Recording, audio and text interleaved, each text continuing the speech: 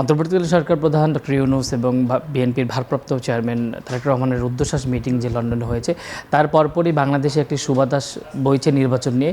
ইতিমধ্যে নির্বাচনের একটি পরিবেশও সৃষ্টি হয়েছে। এছাড়া যারা ঢাকার আসনগুলোতে যারা নির্বাচন করার জন্য প্রত্যয় ব্যক্ত করেছেন, তাদের ভাবনা এবং প্রস্তুতি জানাবো। এবারে আমাদের ফ্যাসিবাদ আন্দোলনের যিনি সক্রিয় ছিলেন ঢাকা 11 থেকে, সবসময় যিনি সক্রিয় ছিলেন বিএনপির রাজনীতি নিয়ে, তিনি ডক্টর এম এ কাইয়ুম, যিনি ক্ষুদ্র ঋণ বিষয়ক সম্পাদক হিসেবে দায়িত্ব পালন করছেন। এছাড়া তিনি ঢাকা 11 থেকে তিনি এবার আসন্ন নির্বাচনে প্রতিনিধিত্ব করবেন। এখন তার নির্বাচনী ভাবনা, প্রতিশ্রুতি এবং ফ্যাসিবাদী আন্দোলনে তিনি সক্রিয় ভূমিকা রেখেছিলেন সেটার একটা আদ্যপান্ত এবার জানানোর চেষ্টা করব। বিসমিল্লাহির রহমানির রহিম। ধন্যবাদ আপনাকে। যে আসন্ন জাতীয় সংসদ নির্বাচন অনেকেই অনেক রকমভাবে ষড়যন্ত্র করছে। আমি বিশ্বাস করি সকল ষড়যন্ত্রকে অতিক্রম করে অল্প সময়ের মধ্যেই নির্বাচন হবে।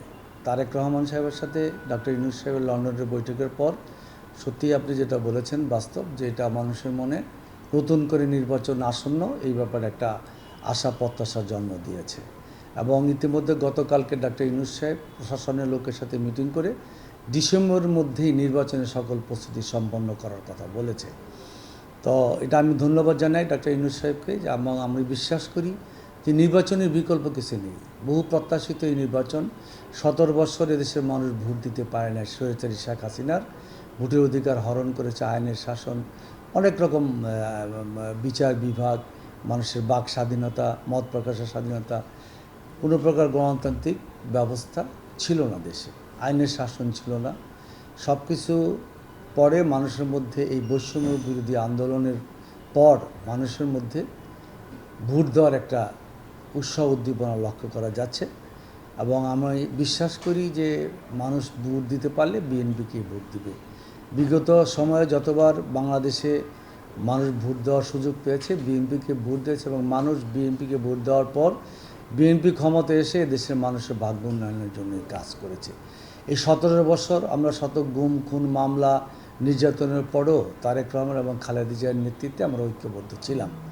আমরা কেউই তার আদর্শ থেকে বিচ্যুতি হই নাই এবং মানুষ সেটা জানে যে আপসহীন এই ভূমিকার কারণে বৃদ্ধ বয়সে বেগম খালেদা জিয়া মৃত্যু মুখে দাঁড়িয়েও এই স্বৈরাচারের সাথে আপোষ করে নাই। তারেক রহমান তার পরিবারের সকলকে সাজাপ্রাপ্ত করার পরও তারা আপোষ করে না, আমরাও করি নাই।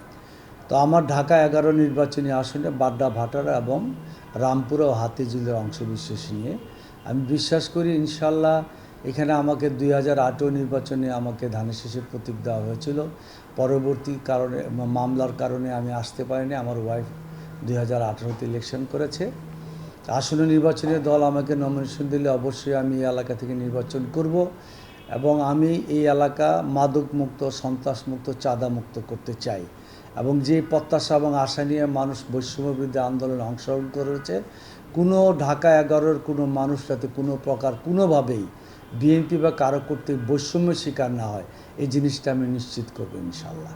কারণ ভাই, ফ্যাসিবাদী সরকার যারা জনপ্রতিনিধি করে দিয়েছে নির্বাচনের ঠিক প্রাককালে মিথ্যে প্রতিশ্রুতি দেয় নির্বাচনের ভোট গ্রহণের জন্য, অথচ তারা যখন জয়যুক্ত হয় তাদের তার দেখা যায় না। সেটা থেকে বের হয়ে এসে আপনার একটা সুনাম রয়েছে ঢাকা 11-তে। যখন জেএমপি ছিল আপনি অনেকের সাথে যোগাযোগ মেনটেন করেছেন সমস্যা নিয়ে। সেক্ষেত্রে সেই ধরনের প্রতিশ্রুতি এবারও দিবেন কিনা, বা এখান থেকে বের হয়ে এসে জনগণের প্রতি ঢাকা 11-তে কী চমৎকার? না, এটা আগের কথা বলে লাভ নেই। আওয়ামী লীগ সময়ের নির্বাচনগুলি কী হয়েছে আপনারা জানেন, তাদের প্রতিনিধি ওরকম হয়েছে। কমিটমেন্ট দেওয়ার দরকার ছিল না, জনগণের ভোটেরও তাদের কোনো প্রয়োজন ছিল না। এখন বৈষম্য বিরোধী আন্দোলনে এত মানুষের রক্তের বিনিময়ে আমরা যে পরিবেশটা এখানে অর্জন করেছি বাংলাদেশে, আমি মনে করি আগামী দিনে আমাদের রাজনীতি এগিয়ে নিয়ে যেতে হলে মানুষের সাথে কমিটমেন্টে ঠিক রাখতে হবে। তা আমি যে কথাটি বলছি যে মানুষের বৈষম্যের যাতে শিকার না হয় কোনো মানুষ, এবং কি দেশে মাদক, চাঁদাবাজি, সন্ত্রাস, দখল, এই জিনিসটা আমি নিশ্চিত করব এবং এলাকার উন্নয়নের জন্য মানুষের জন্য কাজ করব। ঘাটতির কোনো অভাব নাই। আপনি জানেন যে বিগত 17 বছর উন্নয়নের নামে লুটপাট হয়েছে, দুর্নীতিতে দমন পীড়ন হয়েছে। এখানে উন্নয়ন, গুলশান, বাড্ডা, ভাটারা, আমাদের এই অঞ্চলটা যদি দেখেন, গুলশানের সাথে যদি আপনি তুলনা করেন, উন্নয়নের দিক দিয়ে আমরা অনেক পিছিয়ে আছি। তো সেই হিসাবে আমাদের অনেক উন্নয়নমূলক কাজ করতে হবে, জনসভামূলক, এবং রাস্তাঘাটগুলি আর কিছু সম্প্রসারণ করে দ্রুত কীভাবে উন্নয়ন করা যায় সেই জিনিসটা আমি চেষ্টা করি। এবারে বাজেটে স্বাস্থ্য শিক্ষায় বরাদ্দ কম ছিল, এই বিষয়ে আপনার কোনো মতামত নেই? না, শিক্ষার ব্যাপারটা অবশ্যই অগ্রাধিকার দিতে হবে। একটা শিক্ষিত সমাজ তৈরি করতে না পারলে কোনো কিছুরই আপনার উন্নয়ন বলেন, সমাজ ব্যবস্থা বলেন, কোনো কিছু ঠিক হয়। একটা শিক্ষিত জনগোষ্ঠী খুবই প্রয়োজন। শিক্ষা খাতে বাজেট কমানোটা ঠিক হবে না। আগামী নির্বাচনে বিএনপির জয়লাভ বিষয়ে আপনার যদি কোনো প্রেডিকশন থাকে? অ্যাকচুয়ালি স্বৈরাচারের কারণে আওয়ামী লীগের রাজনীতির যে অবস্থা এবং তারা যেভাবে হত্যাকাণ্ড একটা খুনি সংগঠন হিসেবে বাংলাদেশের মানুষের কাছে প্রমাণিত হয়েছে। আসলে সত্যিকার অর্থে আওয়ামী লীগ বিএনপি একজনের প্রতিদ্বন্দ্বিতা ছিলাম। এই 17 বছরে তাদের জুলুম নির্যাতন, গুম খুন এবং সর্বশেষ বৈষম্যের আন্দোলনে শেখ হাসিনার নেতৃত্বে যে হত্যাকাণ্ড সংঘটিত হয়েছে, সেই কারণে তাদের যে অবস্থা, অপরাধমূলক অবস্থা, তাদের বিচার হচ্ছে। বিএনপির সামনে আগামী দিনে রাজনৈতিকভাবে প্রতিদ্বন্দ্বিতামূলক ওরকম অবস্থা নাই। এটা আমি খুব একটা অহংকার নিয়ে বলছি না। সত্যিকার অর্থেই রাজনৈতিক আমরা স্বাধীনতার পর থেকে এই পর্যন্ত যদি আমরা বিএনপির জন্ম থেকে আমরা রাজনৈতিক নির্বাচনগুলির ক্যালকুলেশন করি ভোটের রেশিওতে, তাতে আসলে বিএনপি আওয়ামী লীগ পাশাপাশি ছিলাম। তো আওয়ামী লীগের অপকর্মের কারণে মানুষ আর আওয়ামী লীগের কাছে যাওয়ার সুযোগ নেই। তো সেই জায়গায় বিএনপির সাথে রাজনৈতিকভাবে প্রতিদ্বন্দ্বিতা করার ওরকমভাবে আমি মনে করি না যে কোনো জোট বা দল সামনে আসে। তবুও আমরা চেষ্টা করব মানুষের সাথে থাকতে, দলকে আরও সুসংগঠিত করতে, ঐক্যবদ্ধ থাকতে এবং জনগণের আস্থা অর্জন করার জন্য। আসন্ন নির্বাচনে আপনার ঢাকা 11 সাধারণ ভোটারের জন্য আপনার কোনো বার্তা থাকবে? আমি ঢাকা 11-এর জনগণকে বলবো যে আপনারা 17 বছর কষ্ট করেছেন, বৈষম্যের শিকার হয়েছেন।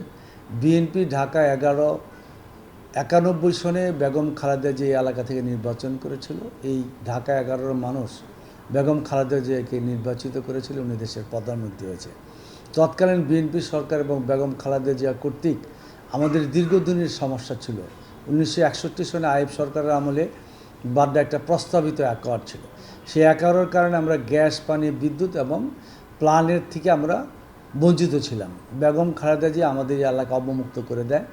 আমরা বিএনপি 91-এর গভর্নমেন্ট থেকে এই এলাকায় প্ল্যান পাচ্ছি, গ্যাস, পানি, বিদ্যুতের ব্যবস্থা করেছে এবং বাড্ডা গুলশান লিংক রোড বাস্তবায়ন করেছে। সুতরাং বিগত বিএনপি সরকারের আমলে আমরা এই এলাকার ব্যাপক উন্নয়ন করেছি। ইনশাল্লাহ আগামী দিনও মানুষের আস্থা আছে এবং জনগণের আমরা বলবো যে আমাদের ভোট দিলে আরও যে কীভাবে মানুষের জনগণের সুবিধা করা যায় সেই ব্যাপারটা নিয়ে আমরা কাজ করব পরিকল্পিত। আরেক রহমান যে বললে তারুণ্যের প্রথম ভোটটি ধানের শীষে হোক, সেই বিষয়ে আপনার এলাকার তারুণ্যের প্রতি আপনার কোনো মেসেজ, স্পেসিফিক মেসেজ? অবশ্যই তারুণ্যরাই সবচেয়ে সচেতন, সজাগ এবং তারাই সবচেয়ে বুদ্ধিমান আমি মনে করি এবং তারা সাহসী। বিগত আন্দোলনে সেটা প্রমাণ করেছে এবং তারা সঠিক জায়গায় ভোটটা দেবে এবং সঠিক জায়গাটা হলো ধানের শীষ। এই দেশের জনগণ সচেতন এবং যতবার সুযোগ পেয়েছে ততবারই তারা ধানের শীষে ভোট দিয়েছে এবং যারা নতুন ভোটার, যারা বিগত সময়েও ভোট দিতে পারে নাই, তারা ধানের শীষে ভোট দিবে। ধানের শীষ একটা উন্নয়নের প্রতীক।